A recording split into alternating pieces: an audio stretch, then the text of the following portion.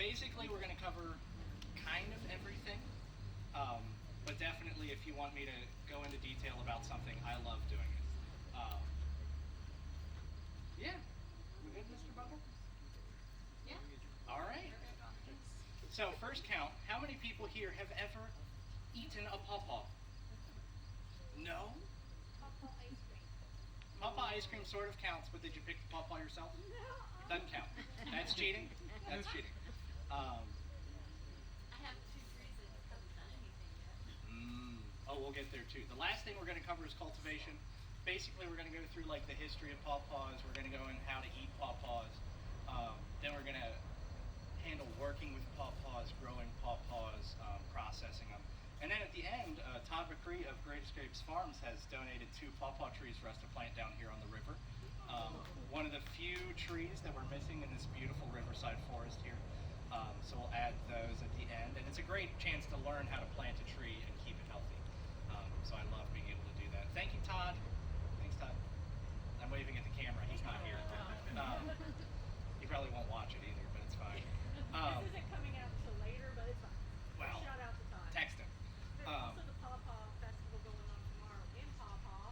Todd will be there. So if Yes. you see him tomorrow, say, hey, thank you. Todd McCree of Great Escapes Farm will be at the Pawpaw Festival in Pawpaw, West Virginia tomorrow, September 14th. He will probably have pawpaw trees for sale, and I know that he has some really good varieties. I don't have experience with all that, but he definitely does. So let's go into pawpaws. Pawpaws are a fruit. They're a pretty big fruit. Some say they're the biggest fruit in eastern North America, which is probably true, but I haven't seen every single fruit, so I can't tell you if that's true or not. They're certainly very large. So if you've never had a pawpaw, first thing to know, they're delicious, all right? And what is we can kind of glean from delicious food is that everyone loves delicious food. So now pawpaws are kind of experiencing a renaissance where chefs and foragers are finding out about them and really learning to appreciate them. Permaculture, organic agriculture has really helped elevate the pawpaw as a fruit. But I noticed from the number of hands here today that that hasn't really meant more people are eating pawpaws. I noticed a lot more people are planting pawpaws and are excited about pawpaws and coming to pawpaw classes. But it's hard for people to get into them. So just start that way. But pawpaws have been eaten by every single human group in North America within their range. The range is basically from Connecticut all the way down to Florida with 2 tree species. And then in Florida, they get a bunch of shrub pawpaws that are very cool, and I have never gotten to eat. But I'm kind of jealous of a shrub pawpaw where you don't have to shake it down and have you hit you in the head. But all within their range, they're basically limited to bottomlands like this. You know, stream sides, rivers, really dense, thickety places. We went to Pawpaw, West Virginia today and picked them on the Potomac River.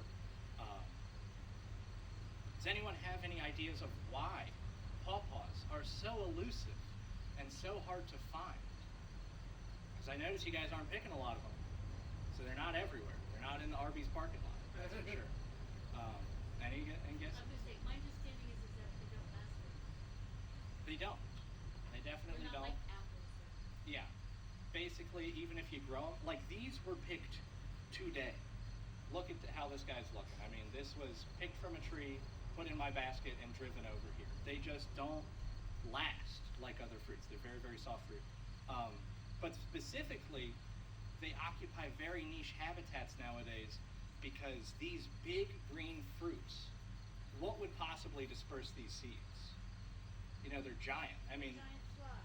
exactly. So basically, up until humans arrived, the only things that were dispersing these were the megafauna of the Ice Age. Giant sloths, short-faced bears, those sort of things. They could eat a giant fruit and pass the seeds without injuring the seeds. And of course, these seeds are huge in a pawpaw, as we'll see later.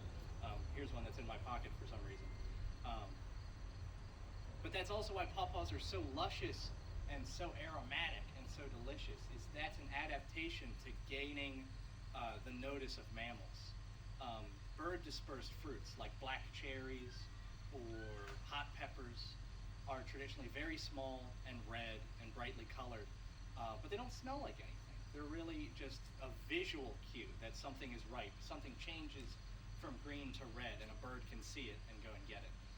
Pawpaws are at their best when they're still quite green on the outside, but they start releasing just an absolutely fantastic aroma, and that would of course attract big mammals who weren't necessarily seeing all that well, but they had a great sense of smell. And today, one of the best ways to tell if you're in a really good pawpaw patch is to walk under all the trees and just see if you smell pawpaws. Because some patches you can walk into, and because the fruit's green and above you, you might not see anything, but you'll get the smell. You can smell that some have fallen and rotted, and they are just so aromatic. They're fantastic.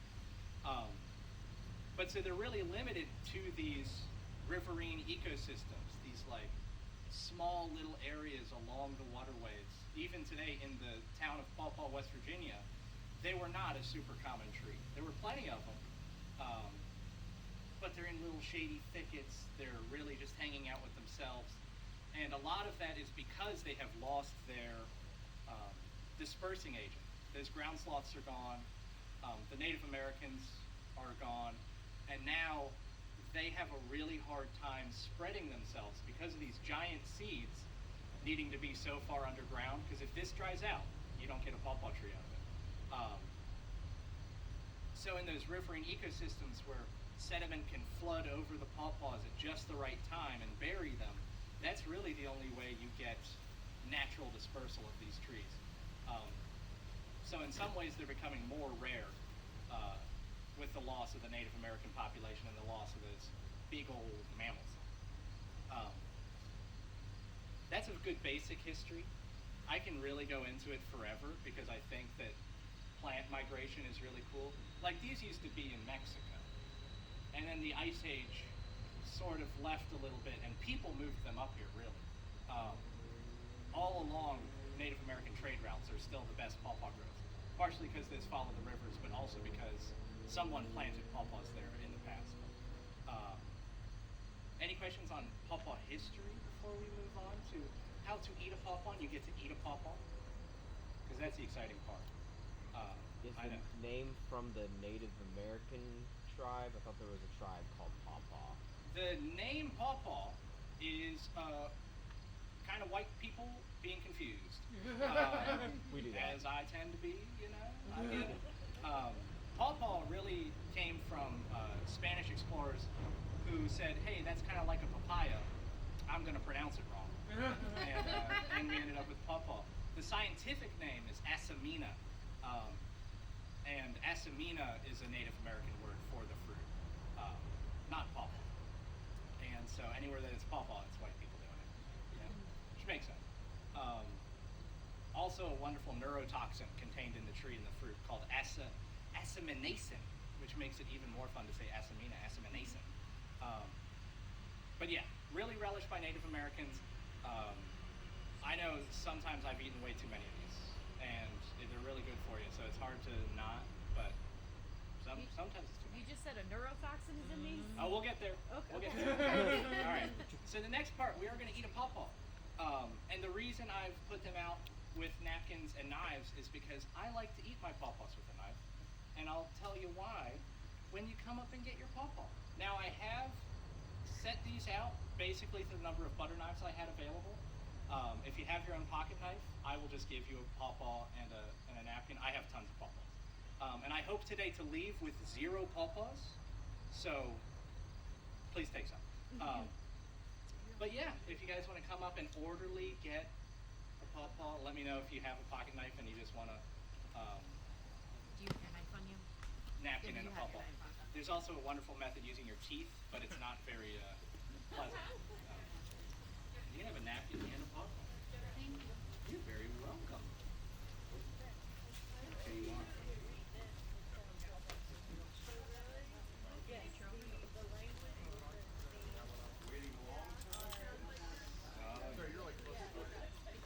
Oh my goodness, it smells delightful.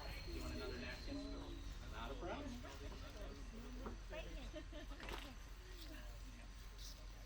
Well, let's find out. You get it.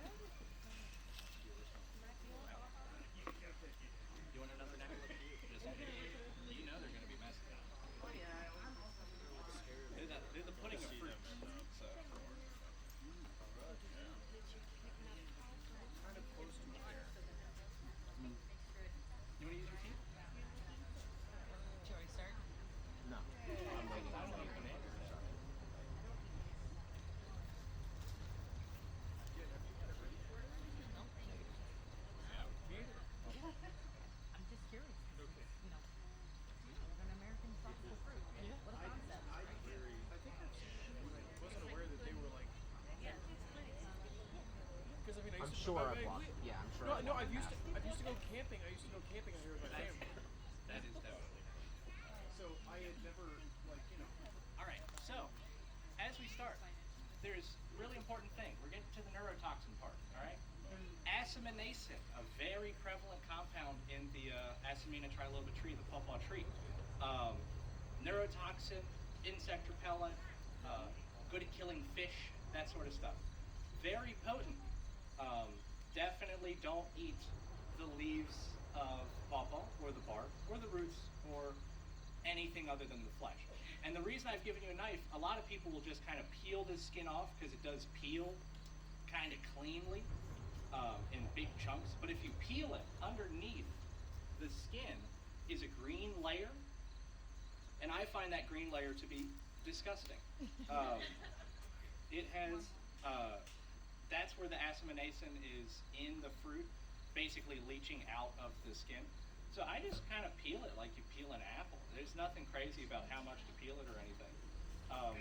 And I tend to just go until it's not green. Real easy. It's a thin layer.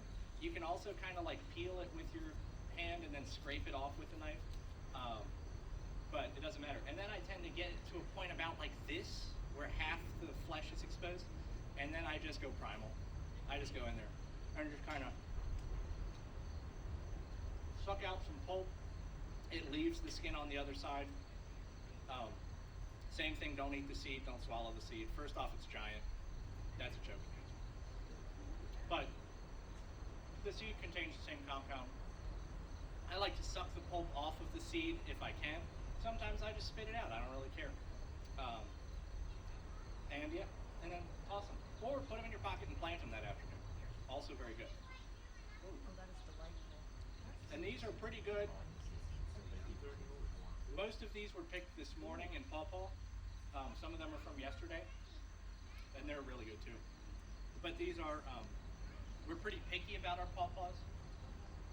When we're picking, we like to get big ones because we find that big ones tend to be less strong flavored, which I think is good.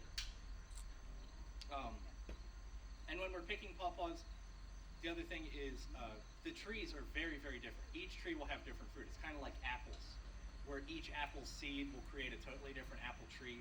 So each pawpaw seed creates a very different pawpaw tree. And some fruit is absolutely fantastic. I've had some pawpaws that are just massive, like the size of Nerf balls and full of beautiful, bright white flesh. Some of them are very, very small and very, very dark orange on the inside. There really is a huge range in them. Now, the other thing I want to say is that the pawpaw you've been handed is how I like my pawpaw to be. Just soft enough on the outside where you could totally just crush it. But the flesh is still that bright yellow. As they age, they start to oxidize, and parts of them will go black or dark brown. And they take on kind of a caramelly flavor, which some people really, really like. I find it overwhelming because I like to eat 60 of these, not 2. The other thing I think happens is that some of that flavor from the skin can get into the flesh as it sits there for a while. And so I like them to just be as fresh as possible, and they're so good. And I love them. Yes. I read a lot of recipes for pawpaws in the newspaper this week. Mm-hmm. Where in the world would you get them to make all those things? I've never seen them. There's really not a market for them. You pretty much have to pick your own pawpaws. There are starting to be farms that do grow pawpaws and will sell pawpaws.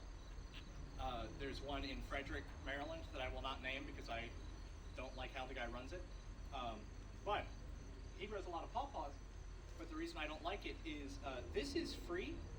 The pawpaw trees grow themselves. They have 0 pests, 0 diseases, and they're incredibly easy to grow. And he sells them for $9 a pound. This is a half-pound pawpaw. This should not be $4.50. You know, this just is not a $5 fruit. And so that's really because even though I picked this morning, this is as good as I could get it here with a 40-minute drive. They just are so tender. It's hard to market them. They tried at the turn of the century to actually breed shippable pawpaws. I read that article yesterday. That was really funny. Basically impossible. Now, as we eat our pawpaws, I'd love to get feedback on your notes about pawpaw eating. Is it good? Shout it out. It tastes like Delicious. pineapple. It does taste like pineapple. Very good. I was a little bit more towards the caramel side, but I like it. It's like Yes. it's like a cantaloupe kind of Pineapple. baby with a Yeah. pineapple. Yeah. And all really of good. these fruits are not from the same tree. There's probably 20 trees represented in these samples today. You all could have had a fruit from a different tree pretty easily. But tropical, amazingly sweet. The seeds take up a lot of space. The seeds take up a lot of space, and that's one bad thing about them. We'll cover that later. But they really run the gambit of flavors, and I really like them. Now, what you've just eaten is a fruit that is really high in fiber, really high in fat and protein, and full of really good sugars, which is like nutritionally just amazing. They're kind of like in between the best fruit that you could have in an avocado. They have a lot of fat and protein in them, and so they can really make up a good part of your diet. Traditionally, Native Americans during pawpaw season would subsist almost entirely on pawpaws when they were within the range of the pawpaws, because you can just eat those and keep going. They're so sugary and delicious. It's fantastic. Now we'll get to processing pawpaws, because obviously, like, I picked these today, and they're in kind of rough shape already. And like I said, you can't really buy them. So when I go out, I like to pick as many as I physically can and bring them home and process them. The same farmer in Frederick recommends freezing these whole, which I've tried many times and have decided that that's gross. When you freeze them, first off, they do the thing that frozen foods does where that water kind of separates from them, you know. When you thaw them, they're really wet and weird. But also, I find that the flavor of the skin kind of starts to permeate the flesh as you thaw it, because it takes a long time to thaw, and that skin is now brown and super soft from being frozen. I find that I'm like melting. very And melting. so it's gonna be all over your hands and stuff. It's just not. It's really great way to hard do it. even to peel them. So the way I tend to do it is I take my knife, and because when you find a good pawpaw grove, you have found as many pawpaws as you could possibly need. I take a lot of the skin off. I'm not trying to preserve every bit of flesh when I'm doing this, but I am taking off every single hint of green under the skin. And then my preferred way of processing pawpaws, and this is how you would use it if you want to make a baked product or make ice cream or freeze it or anything like that, because it is really efficient, is to pass it through a screen into a bowl. Now, just about the perfect thing is a fry basket, because the seeds are so big that even that kind of 1/4-inch hardware cloth of a fry basket or a cookie cooling rack is another really popular one, will keep the seeds out but let all the pulp go through really easily. This is a little smaller of holes than I would want. It's not a problem, but it's smaller than you need, and so it just makes it a little more tedious. But so I've taken off the skin and all of the green, every single little bit of green, and then you just smush it. And that's the thing. If you're doing 60 pounds of this, it's not so bad. If you're doing one and then you have to clean your hand afterwards so you can continue a lecture, that's not that fun. But the pulp just passes straight through, and you can just keep piling on fruit after fruit after fruit until there's too many seeds for you to work with. Scrape them off and do as you will with them. But it really is fast, especially if you have two people, one person peeling pawpaws and one person pulping pawpaws, and you can see the seeds come out really clean. All of that pulp just comes right off of them. So if you have one person peeling pawpaws, another person pulping pawpaws, that chore goes really fast. And then they take up a lot less room in the freezer because you can settle it down into a Tupperware, or put it into a canning jar and freeze it, and it'll really take up very little room. A lot of people like to use Ziploc bags or canning jars where you can put in exactly the amount for a recipe you already like. And then you're just thawing out that small amount instead of thawing out your 35-pound block of frozen whole pawpaws. Very difficult. Ask me how I know. Like save time now because you put them all in whole, but then you'll spend more time later. Yeah, it's one of those fruits that is not a winter chore. You need to process them as fast as you can during the season. And we've still got a month in the season. Yes, ma'am. The seeds that you're throwing out there, do you think they will grow, or do you have to actually plant fruit? You definitely have to. You have to plant them. And most of the reason for that is these seeds are so big, delicious, that so much of them is exposed to the air, they'll dry out really fast. And as soon as they dry out, the seed dies and doesn't grow. If you think about their history, a giant ground sloth that's eating 50 pounds of these at a time is going to have some interesting bowel movements. And because they eat the skin, which is neurotoxic, as we've established. And so they're basically meant to be planted in these giant piles of ice age poop. And so when I plant them at home, especially because I'm planting them in pretty soft medium, and we'll cover this in more detail later, I plant them 3 or 4 inches deep, because that way I can be guaranteed that they're not going to dry out.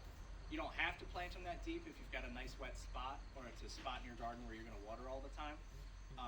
But yeah, if I just toss it, probably not going to grow. And that's why you see so little recruitment of new saplings in pawpaw groves. Like, you can go to pawpaw groves, and they do spread clonally. They'll spread roots out, and a new tree will pop up. But you get very few actual saplings in a pawpaw grove, which is a real shame. My friend Josh, who's unfortunately not here today, he takes ugly pawpaws when he's tired of processing pawpaws, and he buries them whole, because that's a lot of mass already. And so he just digs a hole, plops in a pawpaw, and it works. He's got some really nice pawpaw seedlings coming up. Can you plant them by a creek? You don't have to. You definitely don't have to. I tend to. All right, let's get into pawpaw. We're going to cover pawpaw pollination and then cultivation. Or do we want to do it backwards? Just shout out. Just say backwards, and I'll do it backwards. It's cool. All right. The chicken or the egg kind of thing. Chicken or the egg kind of thing. Yeah, you got to pollinate pawpaws. So to get to your question about pawpaw pollination, because really, take these seeds home and grow them if you feel like it. And I'll tell you how to do it in a minute. But one of the things that makes pawpaws so mysterious is what I've described earlier. You can go to a pawpaw thicket that has hundreds of trees in it and not find a single fruit. I've seen it over and over again. And they're an extremely shade-tolerant plant, so it's not like they're not getting enough light, anything like that. They are what's called protogynous, they're flowers, which means the part that's ready to be pollinated is ready to be pollinated before any pollen is in that flower. So it requires pollen from a totally separate flower to be able to pollinate the one. That's difficult. The other thing that I'd like to point out that a lot of people do, if you look up how to grow pawpaws on the internet, one of the big things is to put roadkill or hang chicken necks in your pawpaw patch, because people think that they're pollinated by flies, but they're not, and that's gross. Don't do that, especially in your yard. The hanging chicken necks thing. Just imagine like you're walking through a wonderful springtime forest, checking your pawpaw pollination, and a half-rotten, 6-week-old chicken neck gets you in the side of the cheek. That sounds awesome. So they're actually pollinated by teeny tiny little woodland beetles that feed on sap and yeast and springtime stuff. As the thaw happens and all that stuff starts rotting and decomposing in the woods, that's their house. And pawpaw flowers smell kind of yeasty. They smell almost like if any of your homebrewers, they smell kind of like a half-fermented beer. Like sweet, but funky and kind of mushroomy. And that's to attract those yeast-loving pollinators. I know you know about half-fermented beer. Bother her for beer afterwards, she's a brewer. And so one of the reasons that people get bad pollination is these woodland beetles are not like flies or honeybees, which are pretty ubiquitous. Pretty much everywhere you go, there's going to be a bee or a fly. But these specific woodland beetles want that sap flow of the spring. So if you're not near a pretty healthy forest, it's tough to get good pollination on your own, which is why a lot of people who grow pawpaws in suburban areas hand pollinate, which is actually really, really easy. There's good videos on YouTube. I highly recommend it. You get better pollination too. But you take a flower that has pollen in it, and you rip off all the petals, and you just shake it into a flower that doesn't have pollen yet, and it pollinates. It's really effective. And because they're big flowers, and each flower might make 6 or 7 pawpaws, all of a sudden that's pretty worth it. I don't do it, but a lot of people in suburban areas find it very, very worth it. So part of the reason there's also the myth that you need 2 different varieties is the varieties tend to flower at different times. So one tree will have more pollen and the other one will be ready to receive pollen. But that means one of your trees that's basically just making pollen isn't going to get pollinated anyway. And in fact, pawpaw trees can pollinate themselves. It just requires a beetle to go from a pollen-bearing flower to a non-pollen-bearing flower. And they like to stay on the same tree. They're just, lazy like that. Wow, this is really getting filled up with flies and yellow jackets. Yes. Hey, so, are the seeds like similar to, like, say you have a really good peach, you try to plant it, you're not going to get the same tree that peach probably came from. Will this seed be make Now, the same pawpaw? I will say that I think you get more expectable results than with something like an apple or a peach. And I say that not because I've grown hundreds of trees to adulthood, because I haven't. I'm 28. I'm gonna get there. But because when I go to pawpaw patches, you can definitely tell the trees that are separate, very different fruit characteristics. But what I notice is that flesh color and fruit ripening time is almost always identical within a patch. So like there's a place in Sharpsburg I go, every single pawpaw ripens in the middle of October and they're all pretty white inside. So I think that those genes get passed on really effectively. Flavor in a patch definitely can vary. So I think fruit color and ripening time are pretty expectable genetically, but everything else seems to be pretty much up to the wind. They don't have like the capacity to have the amount of variety of like an apple though, with all the different flavors. Like it's pretty much gonna be Yeah, it's going to taste like a pawpaw. Some of them are mango ear, some of them are banana ear. Some of them taste like straight sugar, which I'm not that into, but is pretty good too. the ones in one spot taste really strongly of bubble gum. It's like unmistakable bubble gum Yeah, flavor. which is fine. It's good, but it's weird. Yes, you all know this. You can eat a lot more bananas than you can bubblegum. If you eat 5 bubblegum flavored pawpaws, you are so sick of them. Really good that first one. I'm sure if you sold it to a chef, he'd love it, but the flavor is very, very, very variable. And size is very variable. You can have 2 trees right next to each other. One makes them the size of your thumb, and the other makes nice big pawpaws. I would say that like, for wild pawpaws, these are about the average that you can expect on a tree. Both of these are totally worth eating. I don't have any teeny tiny ones, but you can also get pawpaws on a tree that are half the size of this. And I, of course, just don't even bother picking them. Now, I also haven't covered how to pick pawpaws. Do any of you know how to pick pawpaws? First step, find a pawpaw patch. All right? I know, if I skip it, you won't do it. All right? The second thing is we tend to really look for a lot of fruit before we ever start picking. Our method is one of us looks on one side of the trail, the other one looks on the other. And if we see a fruit, not a pawpaw tree, we go, paw. And then all of a sudden, you go from one paw every 5 seconds to paw, paw, paw, paw, paw, paw, paw, paw, paw, paw. That's where you pick. It's not worth it to shake every tree.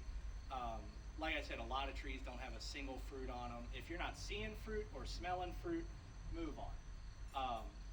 If you start seeing fruit and you start seeing clusters of fruit especially, that means there's really good pollination in that area. That's a good place to start picking. And I'd say for every pawpaw that you see way up in the canopy of a green-leaved tree, there's 10 more. You can really, it's amazing sometimes when you shake a tree how many pawpaws can fall out of it. And that gets us to the other point. We like to shake trees. A lot of people like to gingerly cut pawpaws from the stem and, you know, treat them like a nice little baby and take them home. But they're going to rot in 3 days anyway. And the pawpaw is probably 15 feet up, and I'm not climbing a tree. And it's a good way to test. I mean, obviously you can tell if one's ripe if it's right in front of your face, but a good way to know if they're ripe is if you shake the tree, not really hard, Yeah. then you'll just bring them all down and they won't be ripe. But to shake the tree gingerly, the ones that are ripe will fall.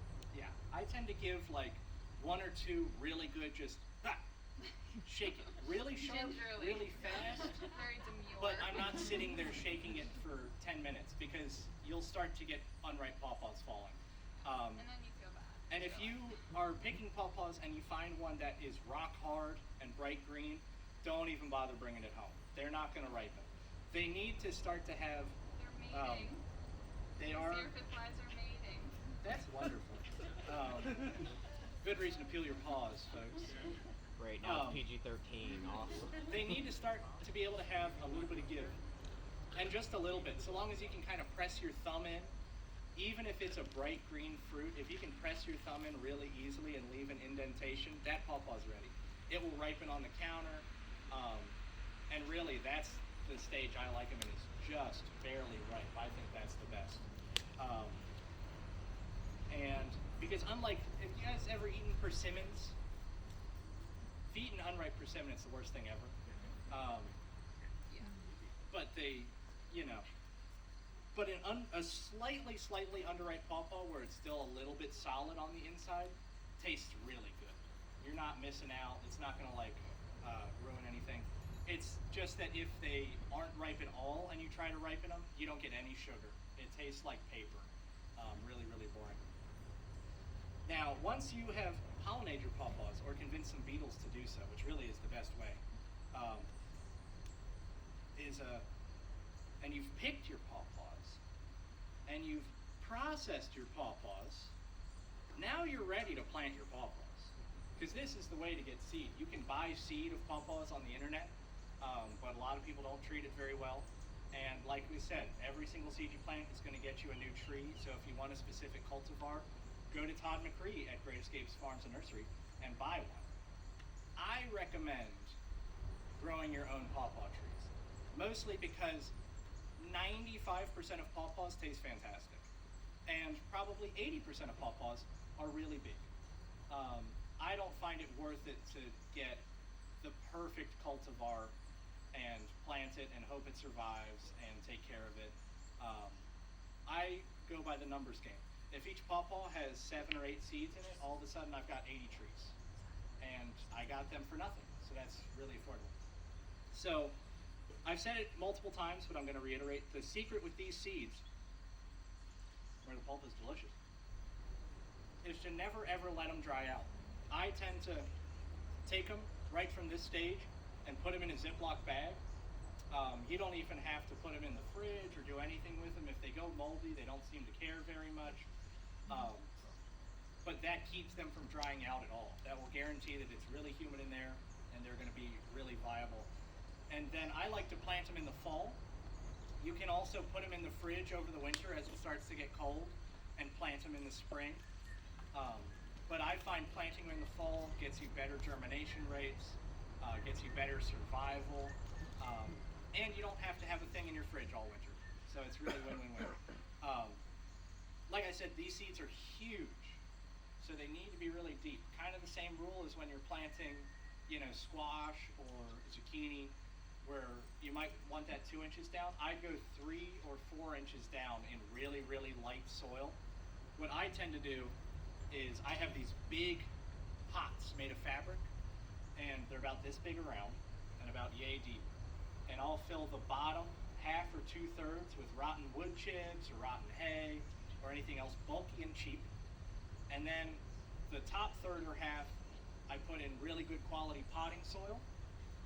and leave about 4 or 6 inches in the top. Put in my layer of pawpaw seeds, and then I'll cover them either with more of that really light, good potting soil, or what I prefer to do if I have it as an option is a really, really sandy soil. Like I'll often use almost pure sand with just some peat mixed in on the top, because that sand both lets them pop out, holds in a lot of moisture because it's pretty solid over the wintertime, and also as they freeze and thaw and freeze and thaw and the seeds move around, it helps them break through this really hard seed coat as they're kind of getting sanded by the soil. I wouldn't say it's necessary at all, but it's kind of their native environment is those really sandy riverbanks, and I think they like it. And that's what I keep in mind. Yes. Would rotting leaves serve the same purpose as like rotting hay, rotting? Absolutely. It's basically just, it's not even serving a purpose. It's more like, I just don't want to pay for that much potting soil. If you want to, you totally can. But we make our own potting soil, so it's like pretty, it's very precious in our house. So we use as little as possible. And the roots of all tree species, if you're growing trees, grow right down through rotten wood chips and hay and all that stuff. Leaves are great if it's like pretty rotten. And then the other thing that I've seen people mistake this on the internet where they get to April or May and they're like, where are my pawpaw trees? I've planted my pawpaw trees in August, and where are they? They don't like to come up until July at the earliest. They have what's called a hypogeal growth pattern. They send down a root first, and unlike other seeds, this seed stays underground for its entire sprouting cycle. And only once this seed is basically emptied into a big root will it then send up a sprout.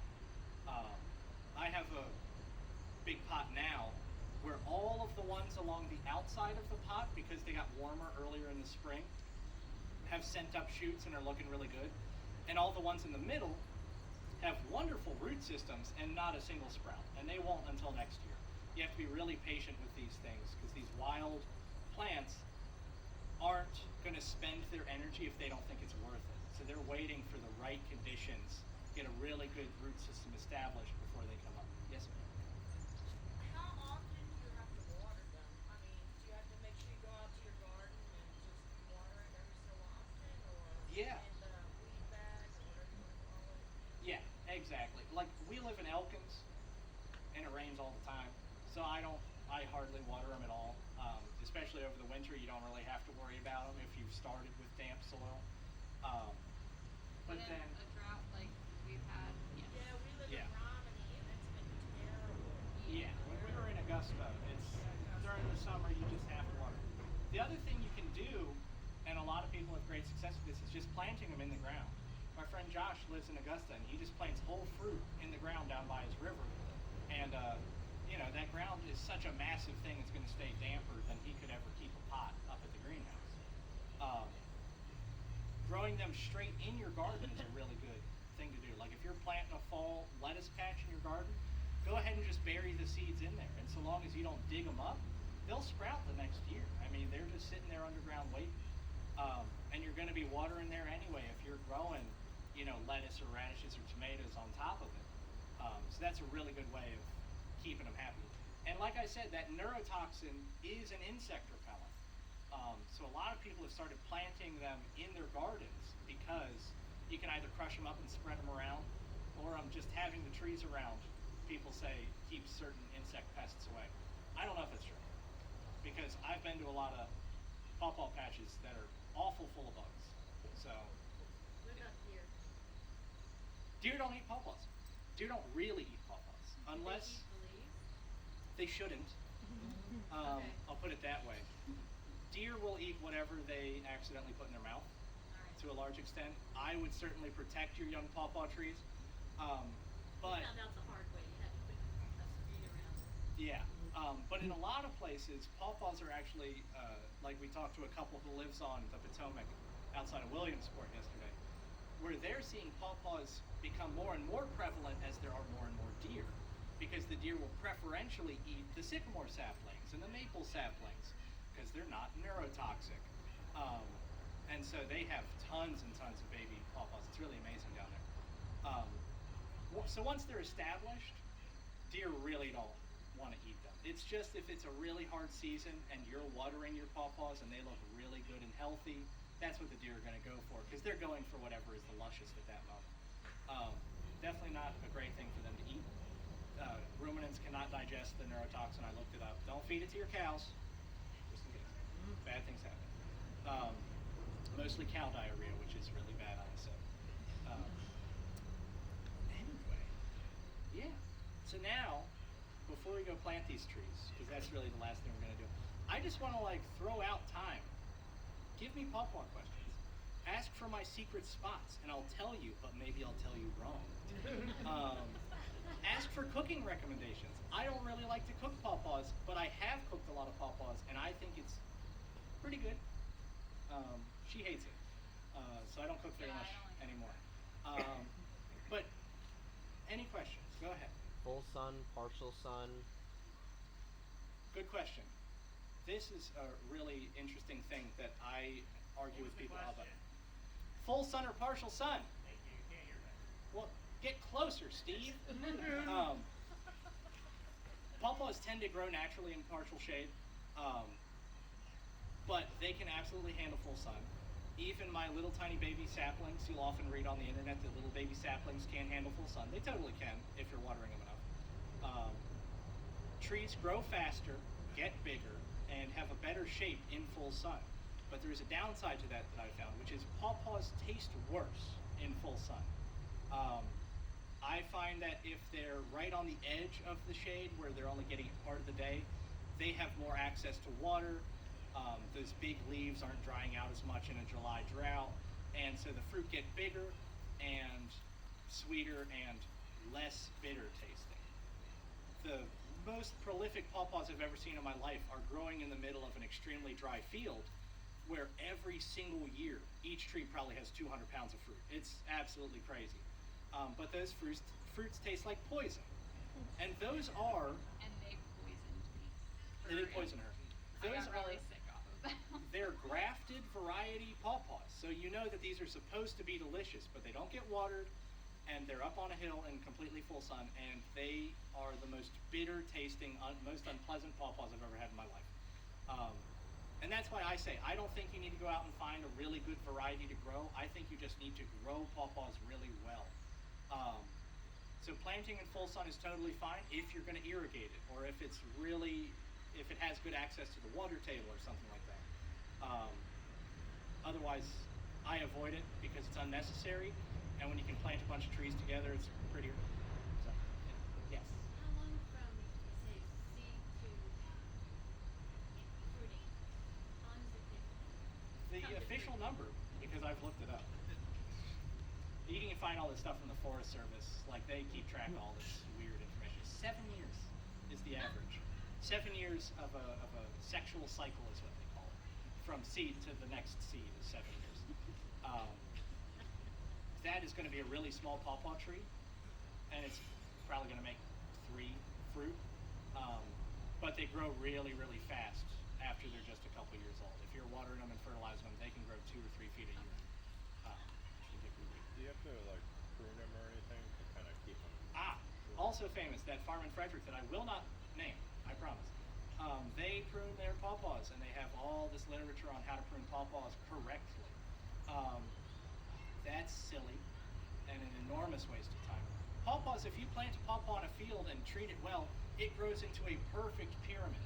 I've never seen one grown in full sun that wasn't a perfect pyramidal tree. And of course, I'm harvesting them by shaking the tree because I'm not climbing a spindly little wiggly pawpaw tree. They're not climbable. So if you want to harvest your pawpaws, you shake your pawpaw tree. That's the way to do it. They sell $9 a pound pawpaws, so maybe it's worth it in that scenario to prune it. But I can tell you, based on the way that they fruit, there's not a good way to prune them because they fruit on both 2, 3, and 4-year-old wood. It's not like apples where you can prune for spurs or for tip bearers. You let them do their own thing. It's the way to do it. If you want to like top them to keep them low, you could totally do that. But I process so many pounds. I don't even want to think about picking pawpaws. Doesn't sound fun. Yeah. Spacing of seeds. Spacing of seeds. Smear them over the surface. Cover them. Doesn't matter. I grow most of the trees I grow. I grow shagbark hickories and apples and all that stuff. I let all the seeds touch, and maybe half of them will die. But I just planted 1,500 seeds, so I don't care. I'm sure if you were looking for perfect growth, give them a few inches and weed them and do that. But I tend to find that if I grow in big pots anyway, I don't have weed pressure. So if I just get as many trees as possible, as cheaply as possible, that's the way I like to do it. Do you then transplant them like at a certain age of height? Most of the ones this year are going to end up being 2 years old before I take them out of the pot. If they're growing really, really well and they sprout early, they can only be a year old, and they'll be 6 or 8 inches tall, and that's a great time to plant them. But pawpaws, while they do have a really serious taproot, they're not like some nut trees where if that taproot hits the bottom of your pot or your fabric pot, they're going to die. They're very lenient. I mean, plant them and protect them, and you're good at pretty much any size. Yes, ma'am. You did say that when you have a tree growing and the roots kind of spread out, the clones. Yes. Yeah. And that's a big reason that they don't fruit very well, is you might have an acre that's all one pawpaw tree, and there's hundreds and hundreds of trees, but they're all connected and they're all flowering at the same time. They're all genetically the same. That makes them really, really good for erosion control because they will just spread out and send up lots and lots of trees. And because they're so shade tolerant, they can do that under a full canopy of forest and be very successful at it. They really are good at outcompeting other woodland shrubs and trees.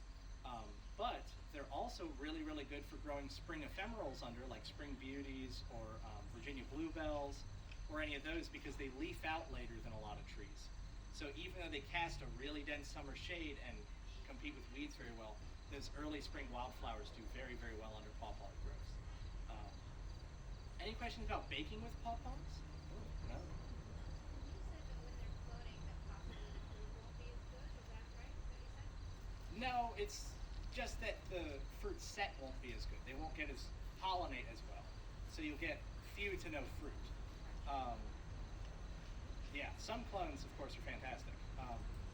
That's another thing I will mention. For any of you who are going out and picking pawpaws, if you find a tree that you really, really like and it's like a big patch with lots of little stems coming up in it, I learned this from a guy from Ohio.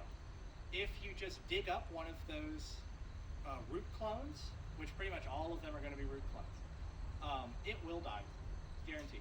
What he does is he goes out with a shovel and stabs in a ring around the tree about bucket size and comes back the next year. And because you haven't disturbed it, but you've severed it from its parent tree, it will send out roots, and then you can get your own really healthy 4-foot, 5-foot sapling out of a pawpaw grove, if you really like that tree. I don't think that's easier than growing seed, so I haven't done it, but it certainly does work. I've seen proof of that. Yes, other uses for pawpaws that I want to mention. I love making pawpaw products, mostly in the vein of fermented things, like beer, which sometimes tastes good and sometimes tastes really gross, and especially pawpaw vinegar, which I have not mastered, but when it works, is one of the most delicious salad dressing ingredients ever. Floral and sweet and pineapple and fantastic. Zero of the bitterness. Zero of the bitterness. None of the bitterness comes through in the vinegar. The challenge with it, and so I'm offering this to you, figure it out for me, is it's really hard to strain fermented pawpaw pulp because it just liquefies into soup, and soup does not go through a strainer very well, or at least if it does go through, you got nothing out of it. So getting like a clear, clean, yellow liquid out of it, that's my challenge at the moment. But it is fantastic when it works. Really, really good. And we found some pawpaws do it better than others. Baking pawpaws, of course, if you've pureed this, it's great to bake with. My favorite thing with pureed pawpaw is to put it in the freezer for like a day, maybe 6 hours, until it's half frozen and it's kind of custardy, and then eat it like sherbet. That's fantastic. The farm I used to work at, we would keep a couple in the freezer to bring out and thaw during the summertime, where all of a sudden it's July and you're really, really hot and you could use some sugar before you fall down. Get some of that out and thaw it out a little. Fantastic, absolutely amazing. Baking with it, people love to do it. You treat it kind of like you do bananas. In that zine, I actually referenced the Kentucky State University Pawpaw website, which has the best recipes available. I've made a lot of them, and they're really, really good. But I find that baked pawpaws in any sort of recipe do not taste as good as a fresh pawpaw, which is a hard sell for me because they're so good fresh. Of course, they don't last. What I'm planning to do this week with some of these is I want to make a dessert that has like a fresh pastry cream that does not get baked, so it won't take on the bitterness that they do when they're cooked. Maybe like a fruit tart or something that just has a ton of pawpaw cream in it. So I'll report back. Yes, Chef Seth over at Max Bingo in Wardensville for one of their farm-to-table dinners made a delicious pastry where it was pastry dough stuffed with a pawpaw pastry cream, like pawpaw was in the pastry cream. One of the single most delicious desserts I've ever had in my entire life, but that's because the pawpaw wasn't baked, and I like that a lot more. Pawpaw ice cream, fantastic. You can't go wrong. It goes great with cream. It goes good, and you could Yes. probably make a really killer like cheesecake. Incorporate pawpaw. It cuts any of that bitterness. Yeah, it's very. Other general pawpaw questions? Now's the time because I'm leaving. Yes, sir. So if you're planting mature pawpaws like that along the river, what spacing do you recommend? The thing is, they germinate really, really well. So if you plant a whole pawpaw, you got 7 pawpaw trees there. Yeah, so you may as well in the wintertime dig them up and put them whatever spacing you want. If it's, and we're going to plant these, so I'll show you how to plant pawpaw trees. But if it's like this, where it's nice and park-like and there's a lot of room, give them a bunch of room because they'll clone and they'll fill in, but they'll still be close enough together to get good pollination. 20, 30 feet is not crazy. You can also plant a really dense patch. One of the patches I found yesterday was 6 different trees. I could tell that because all the 6 different fruits, very obviously. But they were all growing within 8 feet of each other, and just every single tree was loaded. So obviously the pollination was great because they were that close. So do it how you do it. You can't go wrong. It's free. That's how I do things. The pawpaw season tends to be about the middle of August. Is the very earliest you'll find. The middle of October is the very last. But I find that within any patch, they're pretty much ripe all at the same time. Makes it really worth it to scope out as many as you can. Because like if you know ones that are ready in the middle of August, and then you can know ones that are ready in the end of October, you can pick pawpaws the whole season. That's really worth it. Anything else? Oh, yes, sir. So how many years until those guys start producing fruit? The official number is 7 years. Yeah. It depends how well you grow 'em. If you do a bad job, you're not going to get any ever. How old are those? You'd have to ask Todd. Oh. I don't know. Yeah, we don't know. Mia brought Those those for trees us. are 2-year trees. 2-year trees. 2 years. Yeah, that looks right to me. And they tend to do this. They tend to, first off, be incredibly easy to grow. Highly recommended. But they tend to grow vertically for the first several years without branching. And really, once they start branching and they start having 2 or 3-year-old branches, that's what's going to fruit. They don't fruit from that very top tip ever. I've never seen it happen. So they need branches. So as soon as you see them start to branch, you can probably expect fruit in 2 or 3 or 4 years. Yes, sir. Do they like acidic or basic soil? Do they have a preference? And are there any companion plants that give them nutrients that they like beans or something like that to fix nitrogen or something? Yes. That's a good question. Soil acidity is an interesting question. Yesterday, we were picking an extremely basic limestone-based soils, and we found pawpaws. And today we were in quite acidic shale-based soils, and we found pawpaws. So I don't know that it matters, but it also could just be that those specific trees were adapted to those specific conditions. Now for companion plants, so no, I don't think it matters so much acidity. And throw them in garden soil or whatever soil you have at home and fertilize them and mulch them and be nice to them. They're going to be amazing no matter what you do. Companion plants is an interesting question because I actually find that pawpaws are a more important companion plant than necessarily other plants are to them.